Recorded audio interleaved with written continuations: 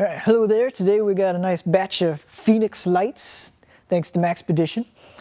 And so we got three versions here. We got the PD20, PD30, and the TK12. So they give a nice little variety in what all's going on.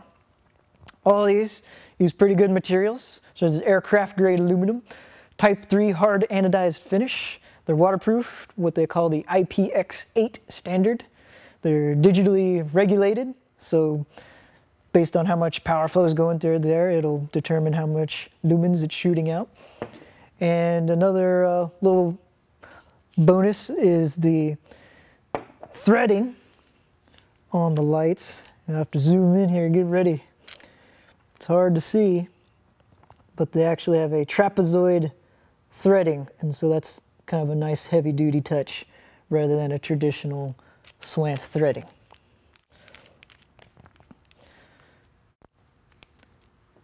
Now, functionality-wise, on how you use these, they have what they call turbo mode and general mode, and that is changed by how you rotate the front end here. And so this is, you know, if you're just a little bit over, that's the general mode. If you're all the way cranked down, they call that turbo mode. It should be noted that the PD20 here, they actually recommend only be in this full blast high turbo mode for 10 minutes, otherwise you might start overheating, getting in problems. They don't have that warning for any of their other lights as far as I can tell. So whether you're in general or turbo mode, you can further tweak this with the soft touch.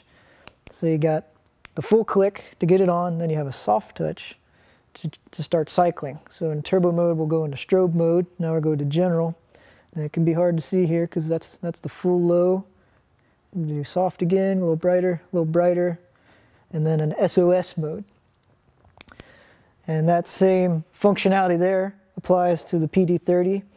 That's pretty much the exact same thing. It's just using two CR123 batteries, and that will give it a little bit more kick on the high end of brightness and a little bit longer battery life, or just performance life rather, because it has two batteries.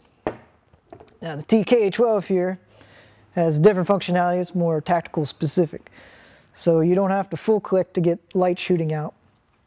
So you can do a soft press, you know, get it going out, full click, it's fully on now. And then you have the general and turbo mode again. And so once you break out of the full over mode, it goes into general. And they say in the instructions like 10 degrees, it is like 1 degree. So once you're out of full lock, it goes right in there. Now to further expand, you do a kind of like a double click. So I'm going to exaggerate movement here. And so I'm going 1, 2, and so now I'm in a new mode. I'm going to do it again, 1, 2. And so you're in a new mode, which then has these three modes, which I believe is camping mode, outdoor mode, and hunting mode, which I don't know why you would strobe a deer, so I like to call it tactical mode. And so as you can see here, you got different brightnesses for each of those modes. I'll kind of plop on the screen here with some graphics for you to let you know battery life and lumens and all that crap rather than me blabbing it out.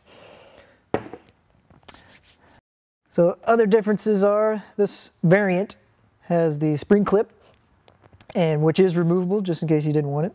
And that's nice to go on belts or have a permanent, easy to get to position in your pocket. Those who don't like that and want something more clean have another variant that they can get into. Both versions have the candle mode stand-up capability. It only has these little bitty nubs to stand on, so it's not exactly going to hold up in a hurricane, but at least you have the option on a flat surface. So when they designed the PD series, they didn't really have tactical in mind. This is more of a civilian setup, which is fine. It's very cool that they even have the strobe feature. Some differences include the way that the tail cap is flush, and so it's a little bit harder to hit here. It's not difficult, it's just more prevention from battery loss or accidental discharge.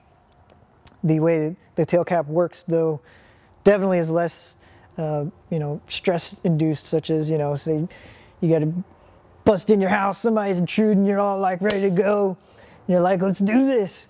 And then you're like, ah, and then you forgot to let go, and you're like, ah, why didn't it work? You know, so you got to do a little training to remember to let go. and you know, whether you want to go in strobe, you got to click again, and so you can't necessarily get to the exact mode you wanted to. You can get to some of the modes, you know, depending on general or turbo mode, but it won't always be some of those finer modes. Like if for some reason you wanted to be in SOS mode every time, you've got to click it, then click, click, click.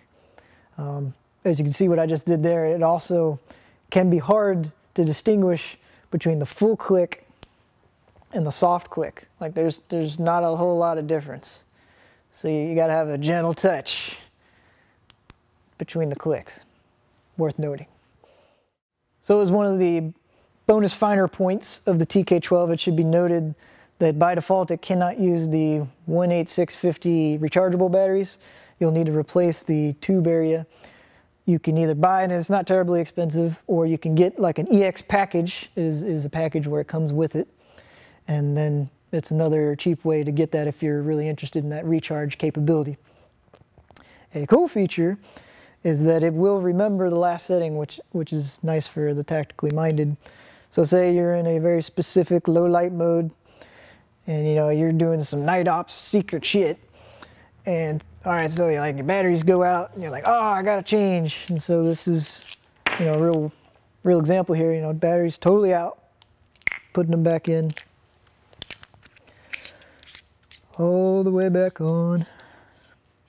And so I haven't done anything else to the light, and I'm back in that low light setting. I'm not on strobe, I'm not on some crazy other setting that I didn't want. It's exactly where I left it. That has a very good peace of mind to it. All right, let's go real quick what you actually get in a box when you buy any of these. So you got your packaging, and it tells you, you know, like, oh, buy me, I'm cool, you know, your classic stuff. You get your actual flashlight. The batteries are not included, which should be noted. You get buy some other stuff propaganda, that's okay. Each one has its own nylon pouch, which, you know, isn't gonna blow you away, but is functional. They fit in there pretty snug and they won't rattle around. Simple Velcro closure. They have a Velcro closure on the back and kind of a general purpose belt loop with a bonus D-ring. So that's nice that even though they aren't fancy, they are functional. It's worth a little bonus. In their packets, all the versions have a lanyard and typically 2 O-rings. Let me spit it out here. With a bonus tail cap. That's kind of assuming in the long run that you will rub it out. And that's nice of them, not trying to pretend that rubber will last forever. Jumping into the noting that the manual is pretty low key. Rather than showing you the graphic of the flashlight, which it already did, I wish they went into how to change the tail cap. You kind of got to go to the website and find that out, where you got to take it off and you got to get in there with some friggin' forceps and turn it out. And it's kind of it's a process that, you know, I would not have figured out on my own had I had to search their own website. So that's a little tip just in case anybody else has any questions on that. Other stuff is pretty straightforward. The O-rings are just for, you know, long-term durability. If they wear out, you have switched ones in. Lanyard, you do your typical wrap where you stick it in, loop it through. I hope all my viewers know how to do that. It ends up looking like this. The TK12 comes with a orange cap for whatever reason. I don't know if you want a higher vis cap. Nothing else is high vis on it, so I don't know. Bonus option for you. So overall, I find the Fenix line very worthwhile. I'm happy to have been able to check it out. They've actually been around.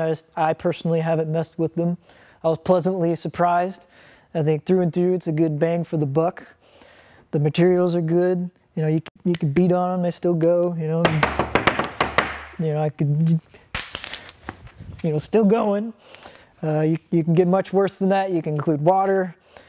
They're good, heavy-duty, tough stuff without the full-on, crazy, high-end price. You're getting a good product.